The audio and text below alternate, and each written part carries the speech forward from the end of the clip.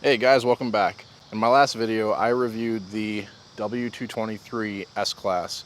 I told you that it felt very similar to me to the W222, the outgoing model, but it's been a couple years since I've been in one, and I wanted to do kind of a back-to-back to see which one really comes out on top. And I just happened to do a YouTube short / TikTok of this Maybach here, and you guys seem to like that. I got a lot of views on that video, so I figure why not make a full video of the Maybach, which is based on the W222. So that's what I'm going to do today. This is a 2018 Maybach with the V12. Beautiful car. I love this spec. Let's get inside and see how it does.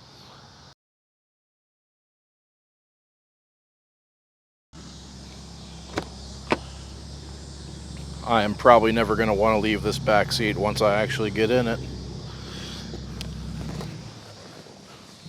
Oh my god. Forgot about this pillow here. It is so cushy.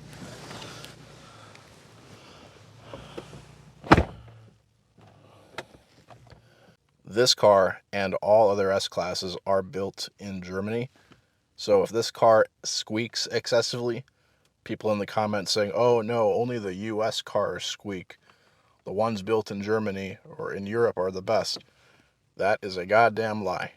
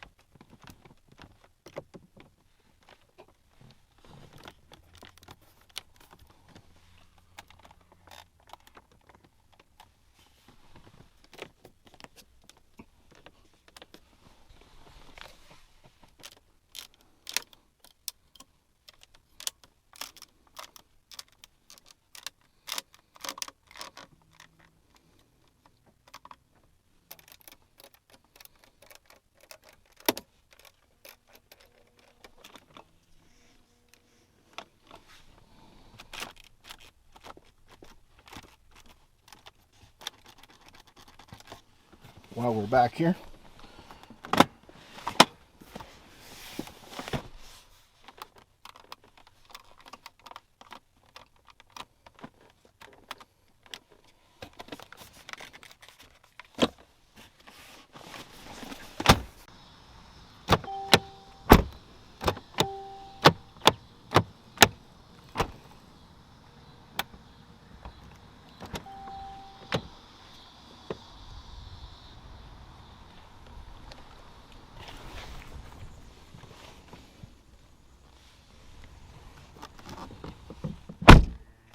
$36,000 miles in case you're wondering.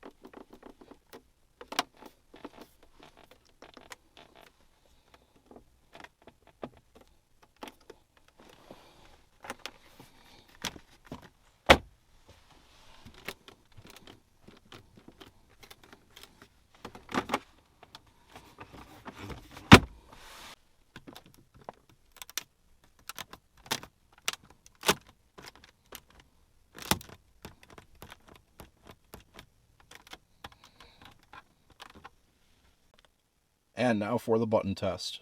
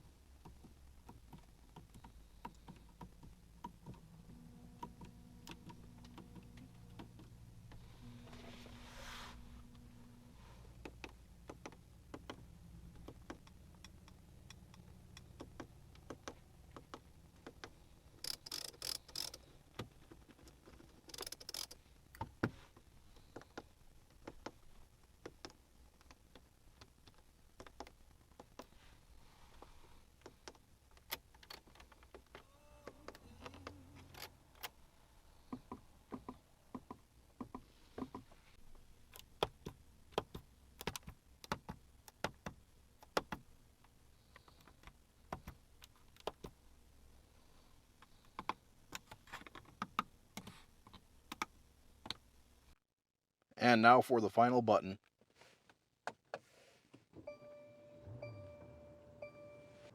Gotta love the ignition sound from a V12.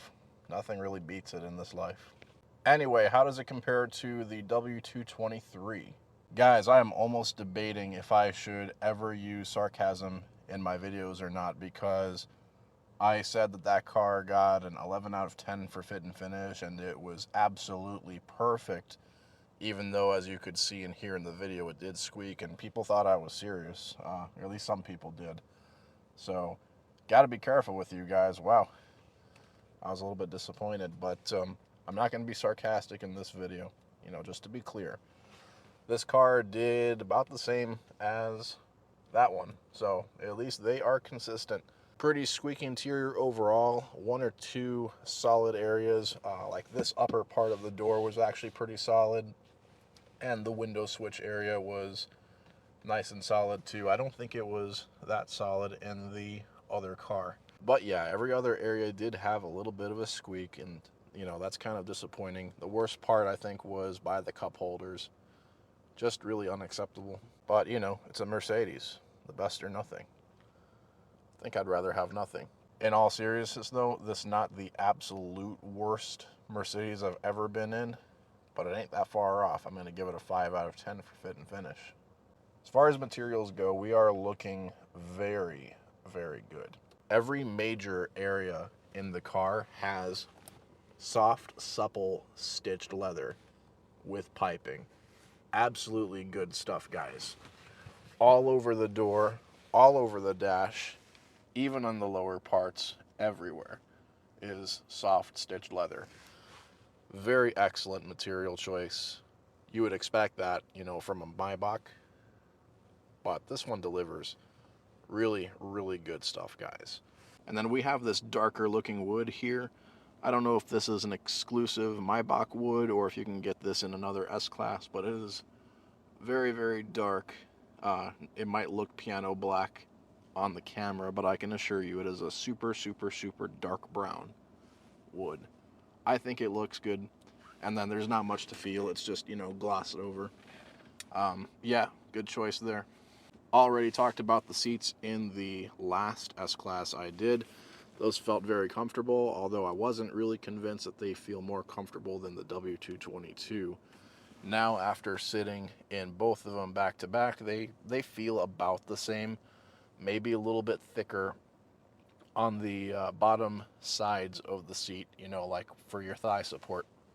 A little bit thicker there. Otherwise, they're similar. And then I guess this feature wasn't turned on in the last car, but it's enabled on this one. It has the dynamic seats, so the side bolsters for your back will inflate as you go around a corner. And I felt that in this car. Haven't felt that in a long time. I kind of like it, actually. Mercedes has been doing that for a while. Guys, I am so happy to announce that both the headliner and the sun visor are beautiful, soft, stitched leather. That is a real treat to see. Really beautiful stuff. And the shade for the sunroof, instead of a crappy cloth like on some other Mercedes, it's actually Alcantara. Very good choice in materials, guys. I would be very close to giving this a 10 out of 10 for materials. It's just that good. The only thing that's holding me back is the buttons and switchgear. Not that they're bad or anything. I told you guys in other Mercedes videos, the design, the bright work, and everything is very good on these Mercedes. Everything does initially look and feel pretty good.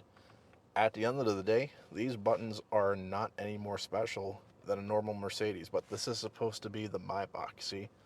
It's not supposed to be a normal Mercedes, but this has normal Mercedes buttons. Like, for example, this dynamic switch right here, you can get this from a C-Class. These window switches from a GLC class, or even a standard S-Class for that matter. That's the same theme with every button and lever in this interior. It is all from cheaper Mercedes models, which again isn't bad because those cars' buttons and switches happen to be good, but it's not separating itself enough to justify the price and the Maybach name for that matter. Because remember, brand new, this thing is like $200,000. They're depreciating fast, and I can kind of see why. It just doesn't separate itself enough from the regular S-Class or from any other cheaper Mercedes for that matter when it comes to the buttons and switchgear. A lot of the stuff in here that you would think is metal, like this, you know, the bright work going all around the car, this stuff on the steering wheel that looks like aluminum, it's all plastic, guys. There's no metal buttons in here. The only thing that is metal are the Burmeister speakers that they put up here. This one has the high-end Burmeister sound system. You got those little things that kind of twist out when you turn on the sound. Those are actually metal, and they feel fantastic. Everything else that looks like metal is plastic, unfortunately. And that's where cars like this fall short of, let's say, a Bentley or a Rolls-Royce. They use real metal for that stuff. So this car is cheaper than the Bentley and Rolls-Royce as well. So I guess I can't complain.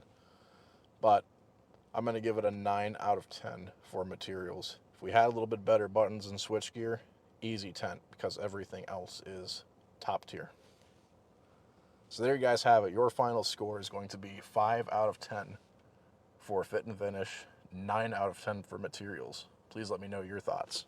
How does this car drive? Well, this is my first time driving a so-called Maybach.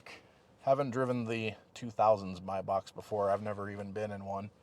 That would be an interesting car to compare with, but this is supposed to be better than the standard W222 S-Class. That's what the people on the magazines say. Car and Driver, Motor Trend, all the big car YouTubers say, oh, the Maybach is a lot softer than the S-Class. I'm here to tell you it's not. As far as absorbing the bumps, going around corners and stuff like that, it feels the damn same. It's just a little bit longer, of course. I get to wondering, why would you pay extra for the W223 when you can get a W222 for half the price and get virtually the same experience? Granted, the technology is not as high in the older car. For example, you don't get a touchscreen, although I have to tell you, I like this design a lot more than the W223. I told you I wasn't really too big on that huge center screen, and after getting into this car again, that just confirms my bias. I love this design. I love the string of pearls right here. It's just so simple. And then you have the physical buttons for your climate. The heated seats and stuff are still real buttons, you know. I hate to sound like one of those old people, but yeah, I don't know. I prefer this more simple, older design. And I have a feeling that a lot of other people feel the same way. So I don't need the absolute newest technology with the touchscreen. I don't need Mercedes Me and Google built in and all this crap. This screen is easy enough once you get used to the controller down here, the command controller. I don't even use the screen in my personal cars anyway. I don't bother listening to the radio. I just drive. I focus on driving. And if that's what you guys care about, and comfort, of course, just go with the W222. Anyway, guys, I've been talking way too long. This is going to take too long to edit. I'm going to put this car back and get out of here, but I wanted to show you. Let me know what you think about this. Check out the W223 video that I just did so you can see the comparison for yourself, and I'll catch you guys next time. Peace.